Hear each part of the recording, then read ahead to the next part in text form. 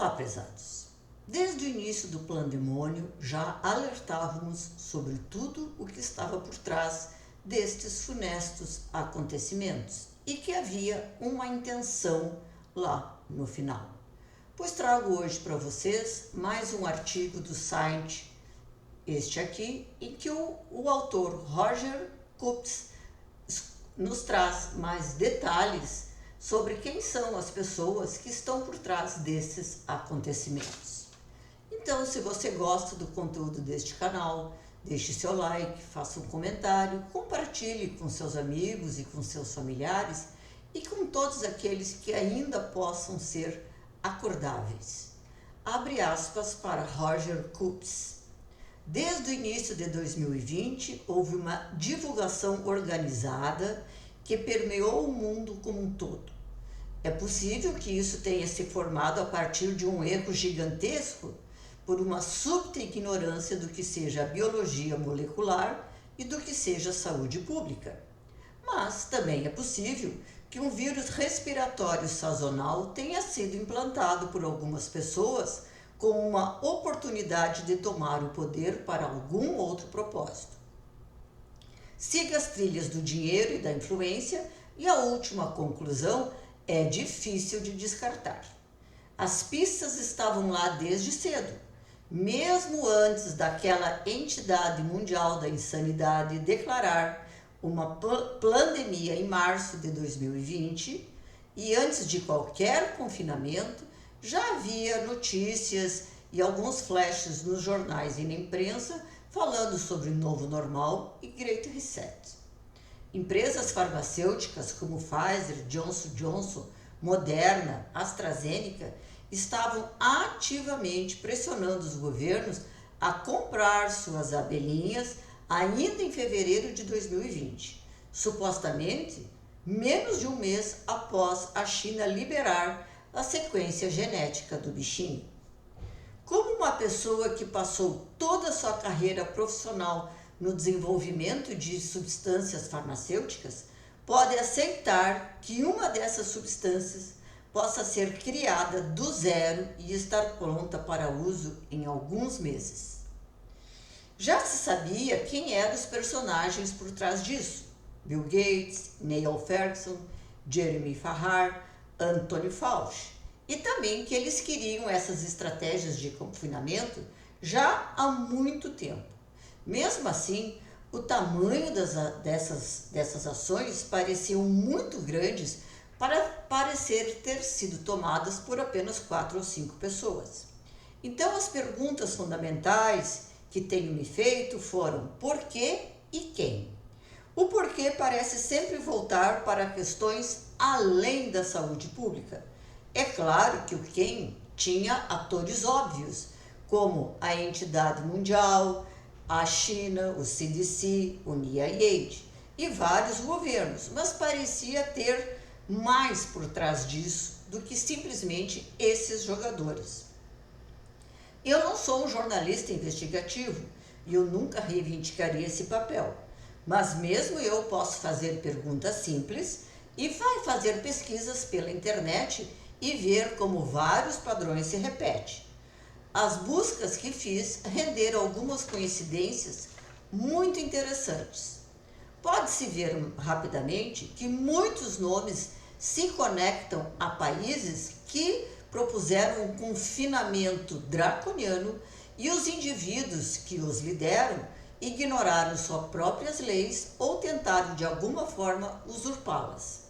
Mas, mais do que isso, o autor dá uma dica fornecendo um link para cada nome. Joseph Biden, presidente dos Estados Unidos; Boris Johnson, primeiro-ministro do Reino Unido; Jacinda Ardern, primeira-ministra da Nova Zelândia; Angela Merkel, ex-primeira-ministra da Alemanha; Emmanuel Macron, presidente da França; Justin Trudeau, primeiro-ministro do Canadá; Xi Jinping, líder do PCC na China; Mario Draghi, primeiro-ministro da Itália; Scott Morrison, primeiro-ministro da Austrália. Todos eles estão associados ao Fórum Econômico Mundial, uma organização privada criada em 1971 e liderada por Klaus Você não terá nada e será feliz, Schwab. É uma organização privada que diz não ter nenhuma influência oficial com qualquer órgão de governança mundial. O Fórum Econômico Mundial foi a origem do Great Reset e eu acho também que foi a origem do Build Back Better, já que a maioria desses nomes usam esses termos recentemente. Se você acha que a adesão ao Fórum Econômico Mundial termina apenas com esses líderes de países, então mais alguns nomes aqui. Gavin Newsom, governador da Califórnia, Jane Inslee, governador do estado de Washington, Anthony Fauci, diretor do NIH, Nancy Pelosi, presidente da Câmara dos Estados Unidos. Mas temos mais pessoas nesta lista, como Al Gore, ex-vice-presidente dos Estados Unidos, o adido especial da ONU para a Ação Climática, o ministro de Singapura, a Christine Lagarde, presidente do Banco Central Europeu, o diretor-geral da OMC, o diretor-geral do FMI, a Chrystia Freeland, vice-primeira-ministra do Canadá, vice-ministra do Canadá, o CEO da BlackRock. Você pode ver uma seção transversal de líderes políticos e econômicos neste conselho. O líder, que é o líder do conselho, ainda é Klaus Schwab, e ele conseguiu uma enorme variedade de seguidores. Se você quer realmente ver a extensão da sua influência, vá procurar pelas organizações. Há muitas a escolher. Abbott Laboratórios, AstraZeneca, Johnson & Johnson, Moderna, Merck, Pfizer, Serum Institute of India, BASF, Mayo Clinic, Bill e Melinda Gates Foundation, Wellcome Trust, BlackRock, Dell, Google, Huawei, IBM, Intel, Microsoft, Zoom, Yahoo, Amazon, Airbus, Boeing, Honda, Walmart, Coca-Cola, Uber, Bank of China, Bank of America, Deutsche Bank, State Bank of India, Royal Bank of Canada, Lloyds Bank, Goldman Sachs, Bloomberg, Visa, New York Times e tantas outras. A extensão do alcance é enorme, até mesmo para uma rede de liderança mundial. Por exemplo, todos sabemos que a Fundação Bill e Melinda Gates tem feito através do seu líder, o Bill Gates. Mas o Wellcome Trust é exatamente igual. Quem é o diretor do Wellcome Trust? Jeremy Farrar, do Reino Unido, que foi o arquiteto dos lockdowns, dos confinamentos e de todos os bloqueios para o Reino Unido e para os Estados Unidos. Qual o alcance de tudo isso? Vamos ver alguns exemplos. Há alguns anos, a Fundação Bill e Melinda Gates concedeu ao Instituto de Avaliação Métrica de Saúde um prêmio de 10 anos e quase 280 milhões de dólares.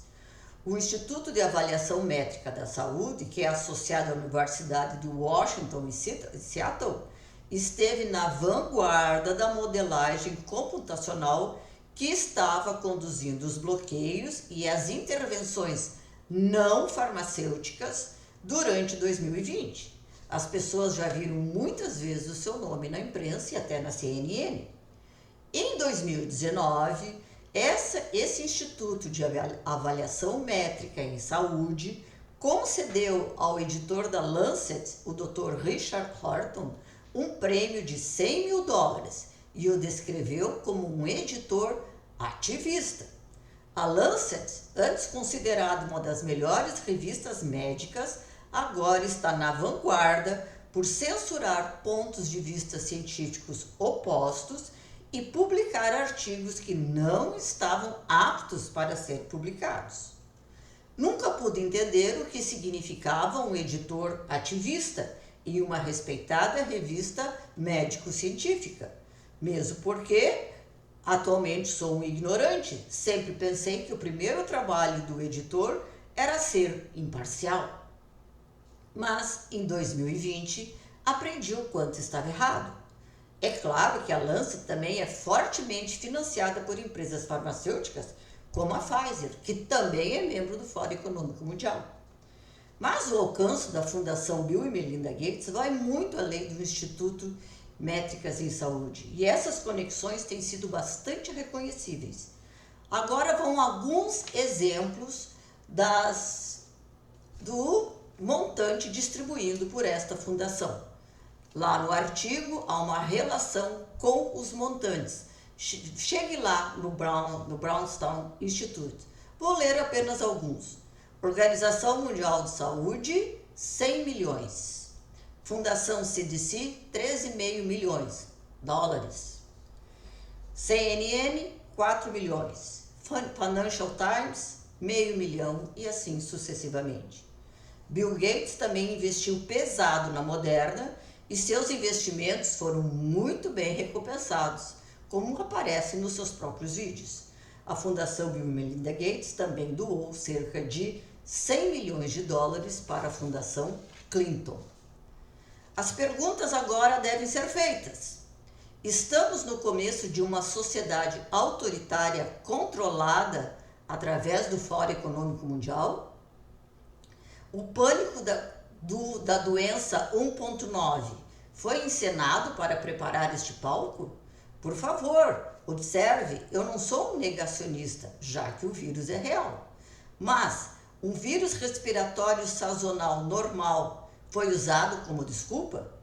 As próximas perguntas para aqueles de nós que pelo menos fingem viver em uma democracia têm que ser: o que você esperava ou quer das pessoas que você elege? Quantas pessoas que você elege conheciam as associações das pessoas em quem votaram? Eu certamente não sabia das associações até que fiz as pesquisas, mas talvez eu esteja apenas por fora. Podemos antecipar os próximos passos deles? Pode haver algumas dicas. O próximo movimento é: Jeremy Farrar, do Wellcome Trust, aquele dos bloqueios, escreveu recentemente um artigo para o Fórum Econômico Mundial em parceria com o CEO da Fundação Novo Nordisk. Nesse artigo, eles propõem que a maneira de corrigir o problema das bactérias resistentes a antibióticos é através de um serviço de assinatura. Ou seja, você paga uma taxa e quando você precisa de um desses medicamentos, ele estará disponível para você. Meu palpite é que eles têm a mesma filosofia para as abelhadas, e isso parece ser certamente a abordagem que vão adotar com o coronga. Continue pagando e receba reforços. Diante desta filosofia, os mandatos da abelhada fazem todo sentido. Fazer com que a sociedade seja viciada em uma intervenção, eficaz ou não, e depois continuar alimentando essa mesma sociedade com o medo, mantê-la sempre amedrontada. Essa abordagem é tão míope do ponto de vista científico que até me surpreende, mas, como grande parte da história recente, acho que a ciência tem muito pouco a ver com isso. O objetivo não é científico, o objetivo é o controle.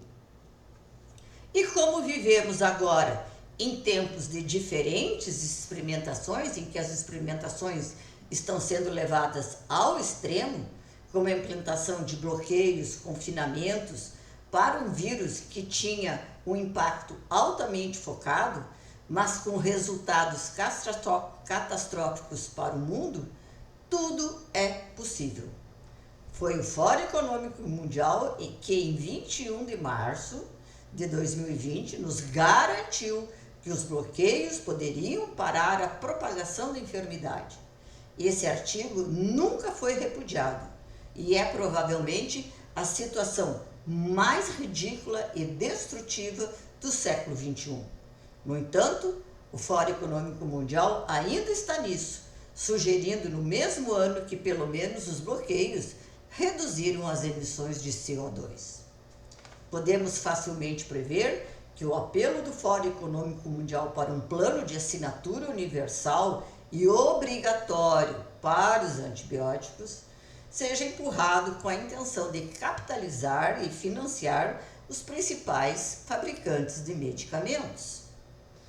E atenderá ao mesmo destino: resultados ruins de saúde, mais poder para as elites entrincheiradas e cada vez menos liberdade para o povo. Fecha aspas para Roger Scruton. Prezados, enquanto estão agora nos distraindo com uma nova narrativa, a Entidade Mundial da Servidão está preparando um instrumento internacional sobre prevenção, preparação e resposta a pandemias, que deve estar pronto em 2023. Lembre-se do papel dessa organização na implantação dos protocolos hospitalares que vimos acontecer nos 2 últimos anos. Os países signatários deverão ceder todos os poderes soberanos a essa entidade. Nesse mesmo tempo, essa entidade escolheu a operadora alemã Deutsche Telekom para padronizar códigos QR e configurar passaportes internacionais de abelhadas, embora constantemente ela diga que seja contra isso. Mas enquanto você está distraído, a agenda avança. O titio Will, que como já vimos um dos maiores financiadores dessa organização, afirma que deveríamos sempre usar fralda na cara da mesma forma como usamos calças, e que a Austrália, que abelhou 94% da população e causou uma devastação absoluta com as suas sequelas, deveria ser um exemplo de controle de uma próxima pandemia. Lembre-se que a narrativa do conflito é para esconder os dados que o próprio CDC disse que escondeu para não desestimular a população. E esses dados agora, a prostituta do Apocalipse agora quer que nós esqueçamos tudo o que aconteceu e abafar e a esconder todos os dados de sequelas graves que estão aparecendo. Lembre-se, nunca foi pela sua saúde. Tudo é controle. Eu sou Thaís Scalco Coraza e hoje são 1º de março.